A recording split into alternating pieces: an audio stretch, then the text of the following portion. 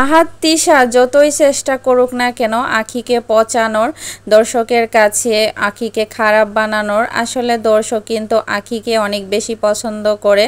তো আহাদ, তিশা, ভেবলি, রাজা এদেরকে কিন্তু কেউই পছন্দ করে না, কারণ এরা খুবই নাটকবাজ। এই তো 2-1 দিনের মধ্যেই কিন্তু তারা বেশ ভালো একটা নাটক করেছে, স্টার জলসার মতো নাটক।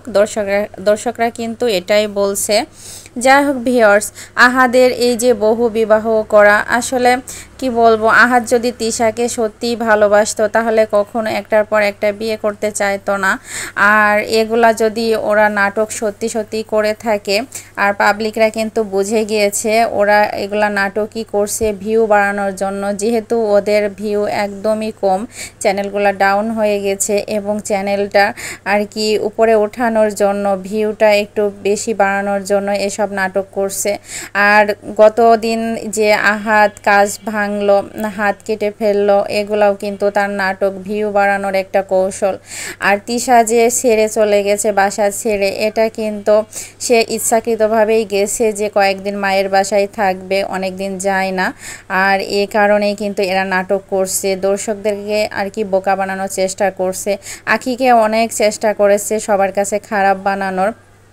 আখি কিন্তু নিজের মুখেই বলেছে যে তিশা আর কি আহাদের সাথে আখিকে বিয়ে দিয়েছে, আবার তিশা বলে যে আহাদি আখিকে পছন্দ করে বিয়ে করেছে, আমার কি দোষ। যাই হোক ভিউয়ার্স, আখি কিন্তু নিজের মুখেই বলেছিল যে তিশা আর কি আহাদের সাথে ওকে বিয়ে দিয়েছে, পরে একদমই ওকে আর সহ্য করতে পারতো না, ভালো লাগে নাই। আর বিভিন্ন কারণে কিন্তু আখি যখন বুঝতে পেরেছে যে আমার সাথে অনেক খারাপ ঘটতে চলেছে, আহাদ আসলে মোটেও আমাকে ভালোবাসে না, ও আমাকে ব্যবহার করছে শুধুমাত্র ভিউয়ের জন্য, কারণ আমি ওদেরকে ভিউটা বেশি বাড়িয়ে দিচ্ছি। এই কারণে যখন আখি খুব পরিমাণ বুঝতে পারলো, সে চালাকি করে কিন্তু তার ছেলেটাকে নিয়ে সরে পড়লো, কারণ সে ভাবলো যে এখানে শুধু শুধু পড়ে থেকে আমার কোনোই লাভ নাই। কারণ তিশা যে পরিমাণ চালাক মেয়ে, তিশার সাথে একসাথে সংসার করা কখনোই পসিবল না।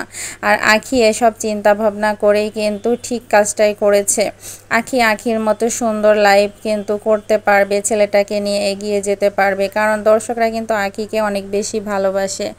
আর তিশা আর আহাদ যে পরিমাণ নাটক করছে, এখন কাদা ছুড়াছুড়ি করছে, কিন্তু ওরা বুঝছে না যে এই কাদা ছুড়াছুড়ি করার কারণে ওরা কিন্তু দর্শকদের কাছে বেশি আর কি খারাপ হয়ে যাচ্ছে। এটা ওদের একদমই ধারণার বাইরে ছিল যে এরকম এসব মিথ্যা বিয়ে, মিথ্যা নাটক করতে গিয়ে ওরা কিন্তু ধরা পড়ে যাবে, আর এই ধরা পড়ার ভয়টা ওদের একদমই ছিল না ভিউয়ার্স।